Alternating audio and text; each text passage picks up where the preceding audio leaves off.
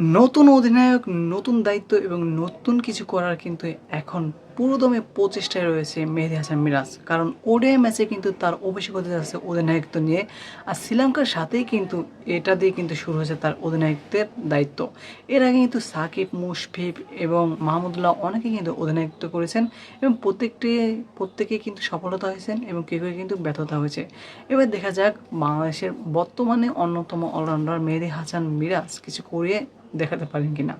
Guys, আজকে কিন্তু শ্রীলঙ্কার সাথে কিন্তু প্রথম ওডিআই ম্যাচ, আর এই ম্যাচ কিন্তু শুরু হবে বাংলাদেশ সময় 3:30টায় এবং শ্রীলঙ্কার প্রেমাদাস স্টেডিয়ামে এই ম্যাচটি অনুষ্ঠিত হবে।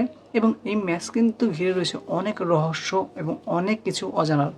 গাইস, আমরা জানি যে শ্রীলঙ্কার সাথে কিন্তু বাংলাদেশ আগে কিন্তু পূর্বে যতগুলো ওডিআই ম্যাচ খেলতো সবগুলোই কিন্তু জিততো, কিন্তু এখন যেহেতু সাকিব, মুশফিক, তামিম নেই, তাই কিন্তু পরিস্থিতি ঘুরে গিয়েছে। আর আজকে কিন্তু বাংলাদেশের ম্যাচ কিন্তু শুরু হতে আগেই কিন্তু বাংলাদেশের হোঁচটের একটাও কিন্তু প্রচেষ্টা রয়েছে। কারণ গাইস, আমরা যদি 5 ম্যাচ দেখি লাস্ট, সেখানে কিন্তু শ্রীলঙ্কার টিম 5 ম্যাচের মধ্যে কিন্তু 5 ম্যাচ উইন করে ফেলেছে।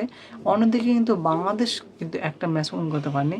কিন্তু আমরা যদি লাস্ট 10 ম্যাচ যদি আমরা দেখি, সেক্ষেত্রে কিন্তু বাংলাদেশ 10 ম্যাচের মধ্যে কিন্তু 5টা ম্যাচে জিতেছে এবং তারাও কিন্তু 5টা ম্যাচ জিতেছে। তো তাদের কিন্তু কম্পিটিশন এবং বাংলাদেশের কম্পিটিশন কিন্তু সেম সেম এবং দুই দলে কিন্তু হাড্ডাহাড্ডি লড়াই হবে আজকের ম্যাচে। তো দেখা যাক আজকের ম্যাচে বাংলাদেশ কী করতে পারে।